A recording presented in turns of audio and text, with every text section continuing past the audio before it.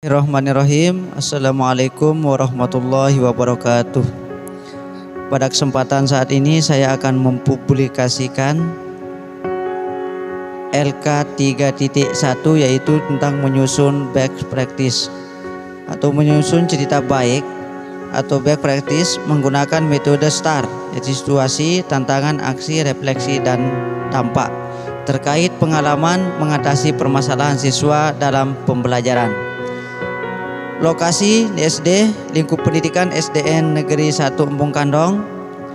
Tujuan yang ingin dicapai, meningkatkan motivasi belajar siswa dengan menggunakan pembelajaran berbasis IT dengan model pembelajaran PBL. Penulis Alus Samsul Hadi, tanggal 11 September 2022. Situasi, kondisi yang menjadi latar belakang masalah mengapa praktik ini penting untuk dibagikan, apa yang menjadi peran dan tanggung jawab Anda dalam praktik ini. Adapun kondisi yang menjadi latar belakang masalah ini, yang pertama adalah siswa terlihat tidak termotivasi saat pembelajaran.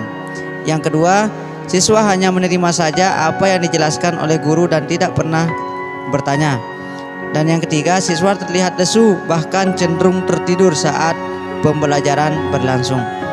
Praktik pembelajaran ini menurut saya penting untuk dibagikan karena saya merasa banyak guru yang mengalami permasalahan yang sama dengan saya, sehingga diharapkan selain bisa memotivasi diri saya sendiri, juga diharapkan bisa menjadi referensi atau inspirasi bagi rekan guru yang lain.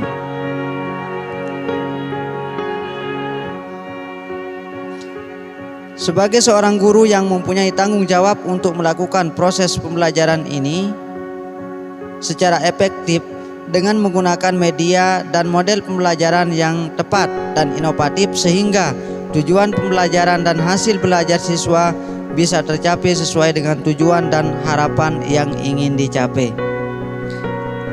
Adapun tantangan, apa saja yang menjadi tantangan untuk mencapai tujuan tersebut, siapa saja yang terlibat.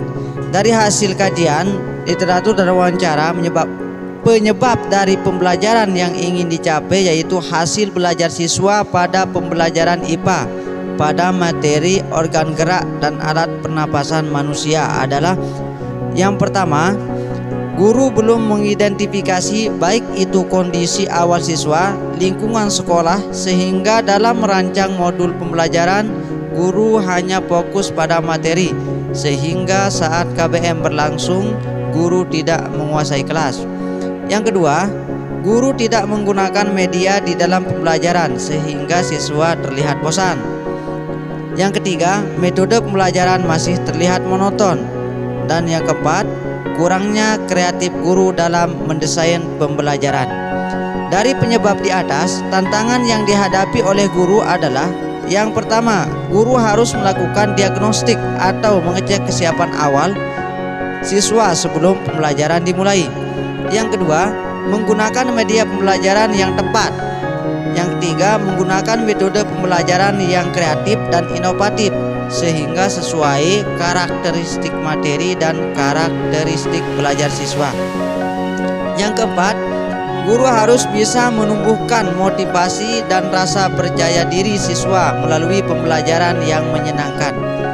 Dilihat dari keempat tantangan di atas, bisa disimpulkan bahwa tantangan yang dihadapi adalah melibatkan guru dari sisi kompetensi, yaitu yang harus dimiliki oleh seorang guru, yaitu pedagogik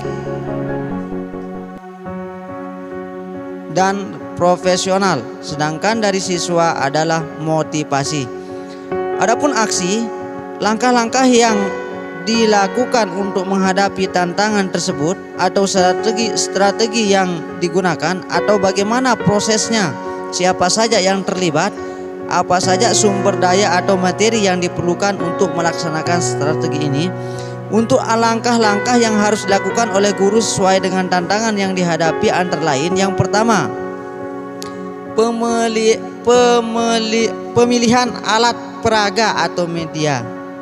Di sini mencakup yang pertama, strategi guru dalam memilih media belajar dengan menggunakan gambar yang terkait dengan organ gerak maupun gambar alat pernapasan pada manusia untuk lebih meningkatkan pemahaman siswa terhadap materi pembelajaran. Yang kedua, menampilkan video pembelajaran sehingga menimbulkan ketertarikan dan menyenangkan siswa dalam pembelajaran yang berdampak pada peningkatan keaktifan siswa dalam belajar.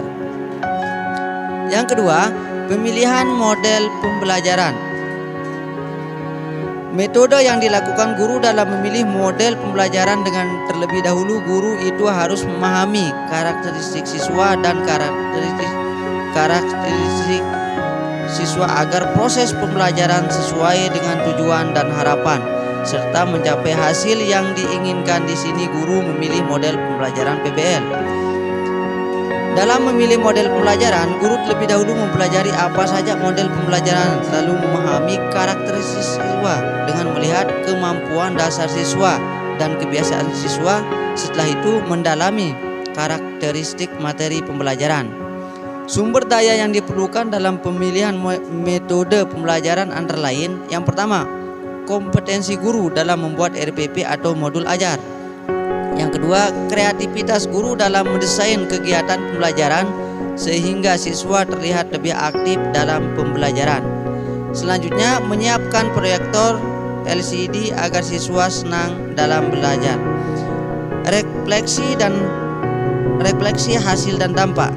Dampak dari aksi dan langkah-langkah yang dilakukan terlihat hasil yang efektif dan dapat dilihat dari yang pertama, penggunaan media berbasis IT dan penggunaan alat peraga sangat membantu pemahaman siswa terhadap konsep yang abstrak tentang materi. Dengan menampilkan video pembelajaran, siswa terlihat termotivasi dan semangat di dalam proses pembelajaran, dan ini bisa dilihat dari hasil LKPD dan hasil evaluasi pembelajaran siswa di atas KKM.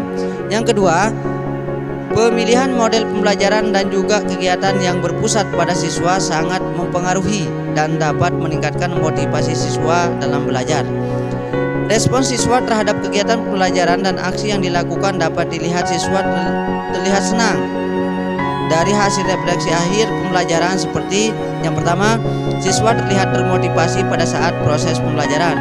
Yang kedua, siswa terlihat aktif. Ini terlihat dari beberapa siswa yang bertanya saat proses pembelajaran berlangsung. Sedangkan respon dari kepala sekolah dan teman sejawat adalah: yang pertama, hasil dari aksi 1 dan 2 terkait dengan strategi pembelajaran yang dilakukan sangat positif dan implementasikan di kelas lain. Adapun faktor yang mempengaruhi keberhasilan pembelajaran ini ditentukan oleh: yang pertama, penguasaan guru terhadap media pembelajaran. Yang kedua, penggunaan model dan langkah-langkah terhadap rencana pelaksanaan yang sudah dibuat. Dan yang ketiga, bagaimana guru mendesain pembelajaran dengan memanfaatkan sumber daya yang ada. Pembelajaran yang dapat diambil dari keseluruhan rangkaian kegiatan yang dilakukan pada proses praktik pembelajaran ini adalah: sesungguhnya guru itu dituntut untuk selalu kreatif dan inovatif dalam mendesain pembelajaran sehingga tujuan dan hasil yang ingin dicapai dalam pembelajaran itu terlaksana sesuai dengan harapan yang diinginkan berdasarkan tujuan dari pembelajaran. Demikian